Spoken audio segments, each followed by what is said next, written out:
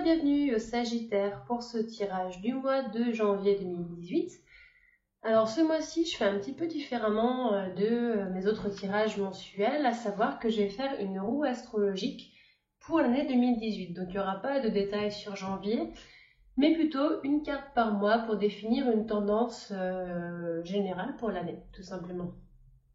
Pour ce tirage-là, je vais utiliser ce jeu-là. Le tarot psychique de John Holland, que j'utilise quasiment que pour ça et que j'adore. Je le trouve vraiment très pertinent à cette fin-là. J'en profite aussi pour parler d'un concours que je fais, à savoir que sur ma page Facebook, que je vous mettrai en lien en dessous, je vous propose de gagner justement votre tirage personnalisé pour l'année 2018. Donc une carte par mois, en fait le même tirage que vous avez ici, mais plutôt que de le recevoir pour le signe entier, vous le recevrez pour vous-même. Donc il vous suffit d'aller sur la publication Facebook sur ma page, de liker la page et de mettre un petit commentaire, je participe. Et voilà. Et bien écoutez, on est parti pour le tirage 2018 alors. Ok, on est parti. Alors, ce que je vais faire pour ce tirage-là, c'est de disposer simplement les cartes en rond et de vous lire en fait le petit carnet qui correspond à chaque carte. Je ne rentrerai pas dans une analyse aussi poussée que lorsque je fais mes 3 cartes ou plus, tout simplement parce que c'est une tendance générale pour le mois et que ça ne me permet pas d'aller extrapoler en faisant des liens avec les cartes. Donc, ce sera tout simplement une lecture de la carte correspondant à votre mois. On est parti. Et ben dites donc, de ce que je vois au premier abord, pour nous les Sagittaires, ça va quand même un peu secouer cette année. Bon, il y a un petit peu de tout. Je vais vous lire de toute façon chacune des cartes, il n'y a pas de souci. On a la carte transformation qui sort en janvier. C'est marrant parce que c'est la carte, j'ai fait le tirage des Capricornes juste avant, c'est la dernière carte qui est sortie pour les Capricornes. Transformation. Je vais vous la lire. La carte transformation pour le mois de janvier nous dit: une période de dénouement est proche. Ne résistez pas aux changements soudains qui surviendraient dans votre vie. Ceux-ci peuvent avoir lieu dans votre vie personnelle, vos relations, vos affaires ou votre carrière. Vous en avez la force, comme la carte transformation vous demande d'avoir du courage et de savoir que le renouveau suit chaque conclusion. Cette carte apparaît pour vous rappeler qu'il faut mettre fin à votre ancienne façon de penser et de croire avant que vous ne puissiez avancer sur un nouveau chemin. La transformation a trait au flux et au reflux des cycles de la vie. Rien dans cette vie ne reste immobile. Chaque chose est en route pour quelque part. Acceptez les changements et les opportunités surviendront, élargissant votre horizon comme vous ne l'avez jamais imaginé. Vous ne pouvez vivre dans le passé. Il est temps de passer à autre chose. Afin de faire un prochain pas positif, vous devez observer votre propre vie et vous demander: y a-t-il des détails restants à régler? Y a-t-il des gens de ma vie à qui je dois parler? Que me reste-t-il à faire afin de prendre un nouveau départ? Lorsque vous vous poserez ces questions, vous bénéficierez d'une fondation plus forte qui vous soutiendra lors des nouveaux commencements qui vous attendent. Donc ça, c'est la carte transformation pour janvier. Donc ça commence déjà un petit peu fort. Dans le tarot classique, c'est la carte de la mort. Donc c'est vraiment un changement assez profond, assez radical. Personnellement, ça me parle avec tout ce qui s'est passé pour moi dernièrement. Après voilà, le jeu en général parle quand même beaucoup de travail sur soi, j'ai l'impression. On va voir, on va continuer un petit peu avec le mois de février, où on a la carte mécontentement et ennui. Et cette carte-là, elle nous dit: alors, février, cette carte indique une période de stagnation, de mécontentement et d'ennui. Des sentiments d'agitation et d'impatience vous entourent. Une relation, un projet ou une situation n'avance pas assez vite et pourrait vous épuiser émotionnellement et miner vos énergies. Vous rêvez de changement, même si une porte est peut-être en train de se fermer. Ne centrez pas toute votre énergie sur elle, car les occasions se présenteront bientôt à vous. Une fenêtre ou une autre porte pourrait s'ouvrir rapidement, et si votre attention et votre conscience ne sont pas concentrées, vous pourriez la rater. Prêtez attention au synchronisme que pourraient offrir certains livres, conférenciers, ateliers, une nouvelle personne dans votre vie. N'importe lequel de ces derniers pourrait avoir un message pour vous. Ayez foi dans le timing divin et sachez que tout change pour une raison. Cette carte sert à vous rappeler que c'est le moment idéal pour réévaluer et chercher de nouvelles perspectives à l'intérieur de votre cœur et de votre âme. C'est un petit peu la suite logique de transformation quand on regarde bien. Là, on parle de changement et là, on vous dit, bah oui, mais il y a des moments aussi où c'est pas le moment et il faut attendre que les changements viennent se matérialiser au moment voulu. C'est vrai que ça, c'est quelque chose qui est un peu frustrant quand on est sur Terre et qu'on est incarné. C'est que ça nous paraît long quoi parfois et on s'ennuie, on attend, il se passe rien, en tout cas rien qu'on puisse voir. Et voilà. Ça, c'était février. Pour mars, on a la carte bouleversement. Donc quand je vous dis que ça secoue pour 2018, les Sagittaires, on va avoir du boulot. La carte bouleversement, elle nous dit, c'est la carte de la tour pour ceux qui connaissent. Elle nous dit, un bouleversement soudain, généralement imprévu, ou un changement important vient ou est sur le point de se produire. Est-ce que c'est le changement qu'on attendait en février? Va savoir. Même si cela paraît être une expérience négative, elle peut mener à une édification ou à un changement total de votre style de vie.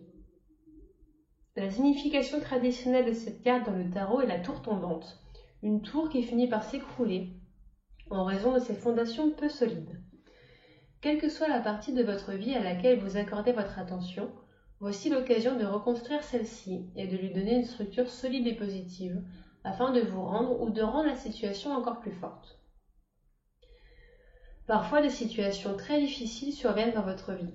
Si vous le souhaitez, celles-ci peuvent agir comme un catalyseur pour guérir d'autres domaines. Elles sont bénéfiques car elles sont véritablement les meilleures enseignantes. Apprenez de vos erreurs passées. Acceptez-les et intégrez-les à votre vie comme des pierres de guide. Un homme averti en vaut deux. La carte bouleversement vous rappelle que les pensées négatives, les croyances limitatives, le déni face à une situation problématique ou un style de vie risqué ou irréfléchi sont des problèmes qu'il faut aborder afin que des changements positifs puissent avoir lieu. La vie a pour habitude de vous faire aller de l'avant, que vous soyez prêt ou non. La transformation du corps, de l'esprit et de l'âme est possible si vous envisagez cette période de ce changement difficile comme une occasion d'épanouissement. À l'avenir, vous regarderez en arrière et serez heureux d'avoir profité de cette occasion. Bon, ok, donc là apparemment, les 3 premiers mois, il y a des changements, il y a des bouleversements, il y a des remous émotionnels un petit peu à prévoir pour nous les Sagittaires. Ensuite, on a la carte pouvoir. Là, l'info que je viens d'avoir, c'est aussi la carte de la force. L'info que je viens d'avoir, c'est que oui, certes, on va avoir quelques difficultés sur le mois, sur le début de l'année, pardon, les 3 premiers mois, mais on a la force de les affronter. On va voir ce que dit la carte dans le carnet, mais c'est ce qui m'est venu. En tant qu'être spirituel, vous avez un pouvoir illimité à votre disposition. Cette carte représente la force intérieure, la volonté, le courage, la compassion, la générosité et l'amour. À tout moment, ces magnifiques qualités peuvent vous aider à affronter une ou plusieurs situations défavorables qui se présentent à vous dans votre vie. Prenez le temps nécessaire pour résoudre de tels problèmes. Le pouvoir représente plus qu'une force physique. Il peut aussi être canalisé émotionnellement, mentalement et spirituellement. Lorsque tout est équilibré en vous, votre corps, votre esprit et votre âme, et grâce au pouvoir de l'esprit, vous pouvez tout surmonter et obtenir un résultat positif. Qu'est-ce que je disais? La force et le pouvoir peuvent être développés pour fonctionner en harmonie dans toutes sortes de situations. Chaque obstacle et chaque erreur vous aide à acquérir des connaissances et une compréhension du monde qui vous entoure. Lorsque vous commettez une erreur, c'est l'occasion de vous arrêter, d'écouter et de vous demander « Que suis-je censé apprendre ici et comment puis-je améliorer cette situation ?» Les erreurs sont d'excellents avertissements. En effet, elles fournissent des occasions de découvrir vos faiblesses, ce qui doit être changé et quels domaines de votre vie doivent être améliorés. Souvent, à quelque chose, malheur est bon. Souvenez-vous simplement de ceci. Vous incarnez le pouvoir. On nous rappelle juste que on a les épaules pour, on ne nous envoie pas des difficultés qu'on ne pourra pas totalement gérer. Ensuite, on a la carte attendre son heure. pour le mois de janvier, février, mars, avril, mai. J'avais perdu le fil. Le mois de mai. Attendre son heure, ça nous dit. Cette carte indique que vous avez travaillé dur pour mettre les choses en branle dans certains domaines de votre vie et vous attendez maintenant que vos efforts portent fruit. Le chiffre 2 se réfère aux choix et aux décisions. Dans le passé, vous avez peut-être eu peur de prendre des décisions ou de faire des choix, mais vous n'êtes plus actuellement prisonnier de cette peur ou des contraintes et d'anciennes croyances. Attendez-vous au meilleur et soyez ouvert au pouvoir infini de votre intuition, qui est actuellement très fort. Faites-lui confiance, servez-vous-en pour nous aider. Les réalisations et réussites sont garanties, mais une fois que vous les aurez obtenues, ne les laissez pas vous changer. Souvenez-vous de qui vous êtes, de l'effort requis pour en arriver jusque-là, et de la gratitude que vous devez montrer aux personnes qui vous ont aidé. Restez sur votre voie spirituelle, car celle-ci continuera à vous guider sur le chemin de votre âme. Le mois de mai, attendre son heure. Généralement, c'est effectivement aussi quand les choses prennent le temps de se mettre en place. On a vu là qu'il y avait beaucoup de changements, beaucoup de choses qui étaient à processer finalement. Là, c'est en train de processer. Hein. Tout simplement, c'est en train d'être géré par votre âme et votre esprit et aussi votre corps, parce que généralement, ça se répercute dessus. Pour le mois de juin, on n'a pas une carte rigolote. On a la carte chagrin et peine. Ah oui, quelque chose que j'ai oublié de préciser quand même en introduction, j'avais déjà oublié de la préciser pour les Capricornes. Un tirage comme ça, d'une roue astro, il ne faut pas donner trop d'intensité à la signification des cartes. Chagrin et peine, ça ne veut pas dire que vous allez passer tout votre mois à pleurer, parce que vous serez en dépression. Ça peut être tout simplement une petite déception ou voilà, quelque chose qui ne se passe pas exactement comme vous aimeriez. Mais je trouve que c'est important de rappeler que dans ces tirages-là, les cartes perdent de leur intensité prédictive et donnent vraiment plutôt une tendance générale ou un événement marquant. Et du coup, la carte chagrin et peine, elle, ce qu'elle nous dit, la signification de cette carte est la déception, la tristesse et la séparation, qui peuvent causer bouleversement et douleur. Vous aurez besoin de toute votre force en ce moment afin de pouvoir vous distancier de la douleur et guérir votre cœur. L'amour que vous avez donné à un autre doit maintenant se tourner vers vous. Il est possible que vous trouviez cette carte négative. Cependant, elle peut agir comme un catalyseur puissant, vous encourageant à aller de l'avant. Les expériences douloureuses de la vie sont tout aussi précieuses que les bonnes expériences. Vous n'appréciez peut-être pas ce sentiment lorsque les temps sont durs, mais la vie sait s'y prendre pour vous faire aller de l'avant, même si vous ne connaissez pas toujours la destination finale. Tandis que vous traversez cette période, apprenez à ne plus vous appesantir sur le passé, mais plutôt à vous servir de la force de votre contrôle mental afin de gérer vos émotions. Ayez foi et sachez que vous finirez par vous en sortir. Chagrin et peine, donc c'était le mois de juin. Voilà, comme je disais, j'ai prévenu, ça se coupe pour nous en 2018, les Sagittaires. Cependant, pour moi, il y a toujours une leçon dans les difficultés, et ça veut juste dire qu'en 2018, on aura beaucoup d'occasions d'évoluer. Voilà. Voir les choses de manière positive.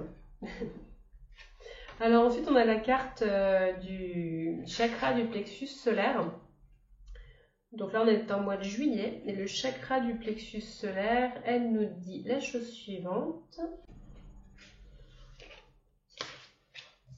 Je vous la remontre.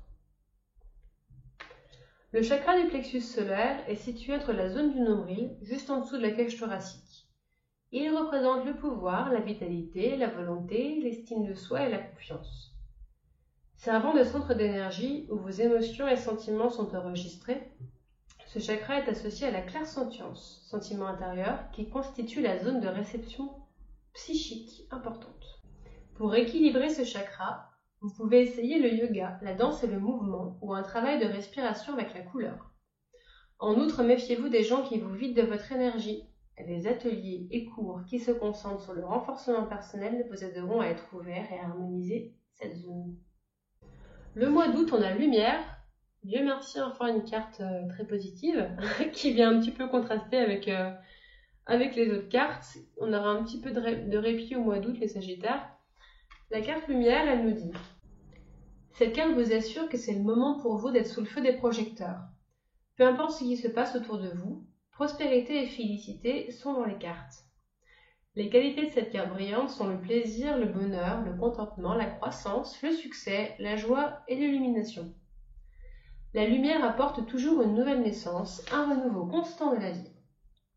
Cette carte est l'une des meilleures, si ce n'est la plus positive des cartes du jeu, et c'est la vôtre.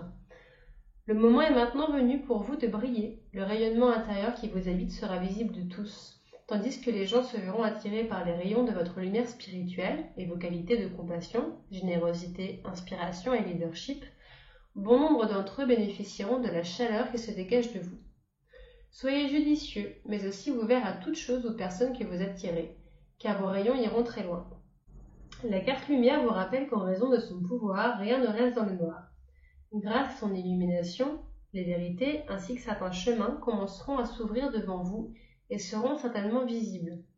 Le fait d'utiliser l'énergie des pensées positives et de penser constamment aux souvenirs les plus heureux et les plus joyeux éclairera le chemin devant vous encore plus et attirera exactement ce que vous dégagez. Continuez à briller. Mois d'août, ouf, un petit peu de joie dans ce tirage. Alors, ensuite on continue avec une carte qui est encore pas très très drôle, j'avoue. La carte conflit et défaite. En septembre. En septembre, on a conflit et défaite. Conflit et défaite, ça nous dit: le chiffre 5 de la carte mentale représente des changements et un apprentissage important.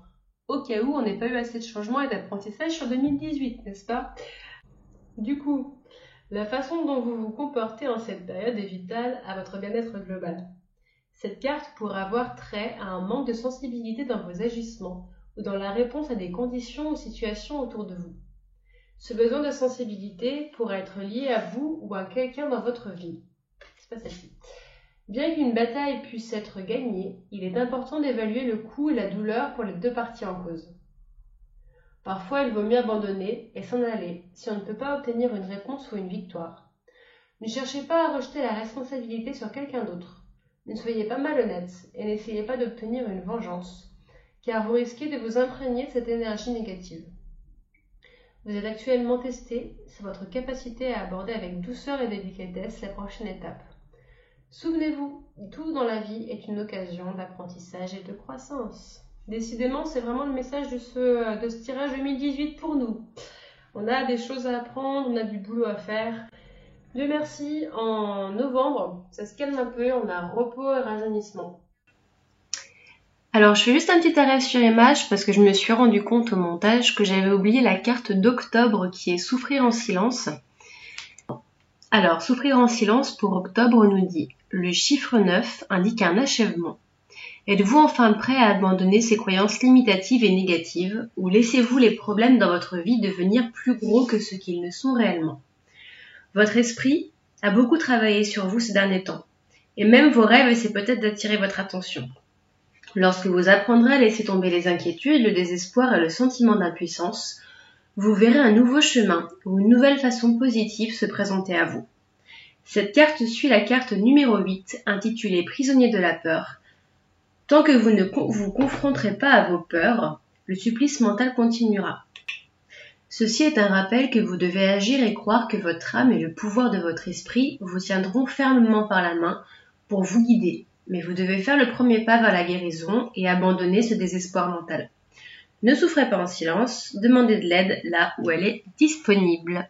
Voilà pour la carte d'octobre et on va réenchaîner sur la carte de novembre. Repos et rajeunissement, qui nous dit: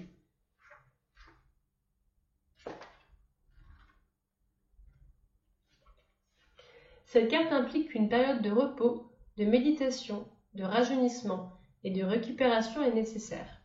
Elle apparaît souvent lorsque vous êtes aux prises avec une expérience particulièrement pénible sur le plan affectif ou mental, ou lorsque vous venez d'en sortir. Je pense que là, du coup, avec l'année qu'on a niveau apprentissage, ça nous fera du bien de se reposer. En numérologie, le chiffre 4 signifie fondation. C'est donc le moment de guérir, d'être en phase avec votre âme et de continuer à aller de l'avant. Le simple fait de vous donner du temps pour réfléchir est quelque chose de nécessaire et que vous auriez dû faire depuis longtemps. C'est en vous reposant et en prenant du temps pour vous que vous aurez l'occasion d'observer un problème ou une situation au lieu d'être dedans. C'est l'occasion de prendre du recul, d'envisager votre vie avec une clarté et une appréciation renouvelée, et de voir quels changements doivent être faits afin de créer une fondation plus saine et solide qui vous permettra d'avancer. C'est marrant parce qu'on parle de fondation, on a deux cartes, 4, c'est dur à dire, à la suite. Là, ça nous parle de fondation et là, ça nous parle aussi de fondation en décembre, fondation solide. L'évolution que je vois dans ce tirage, c'est qu'effectivement, on va avoir pas mal de chaos sur la route cette année, mais que vraiment, c'est une sorte de ménage nécessaire pour pouvoir repartir sur de bonnes bases. De base solide et quelque chose de constructif. C'est comme si on avait des choses à régler tout simplement et qu'on repoussait et que maintenant on ne laisse plus le choix et on nous dit que tu régleras les soucis que tu as à régler, que tu le veuilles ou non. Et donc fondation solide, elle nous dit: cette carte indique que vous avez déjà ou êtes en train d'édifier une solide fondation dans le monde matériel. Servez-vous de votre bon sens et des leçons apprises dans le passé concernant les questions financières, afin d'établir un travail préparatoire solide. En faisant cela, vous serez plus en mesure de bâtir votre sécurité pour l'avenir. Le pouvoir matériel qui vous entoure actuellement peut se révéler être un avantage ou un désavantage selon la façon dont vous y répondez. Ne laissez pas votre position actuelle déterminer ce que vous êtes. Souvenez-vous de donner un retour et d'amorcer le flot de la prospérité, car la véritable richesse spirituelle et matérielle est autant de donner que de recevoir. Cherchez des conseils pertinents quant aux investissements et rendez-vous compte que vous n'avez pas à vous attacher autant à vos possessions. Soyez simplement souple et laissez les choses continuer à circuler. Là, cette carte, elle parle beaucoup du matériel, mais c'est vraiment de manière générale, vu qu'on fait un tirage général sur l'année.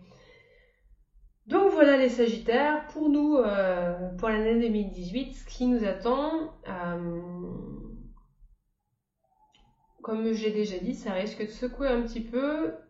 Après, je doute pas que vous ayez les capacités et que j'en fais partie, que j'ai aussi les capacités pour affronter ça.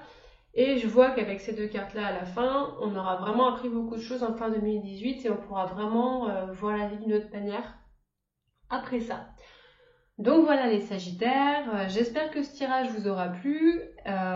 N'oubliez pas de participer au concours pour gagner votre guidance personnalisée et voir à quoi vous pourrez vous attendre pour 2018. Je remets le lien dans la page Facebook, dans la petite boîte en bas. Et je vous souhaite de très très bonnes fêtes de fin d'année. Je vous dis au mois de février pour un nouveau tirage. À bientôt!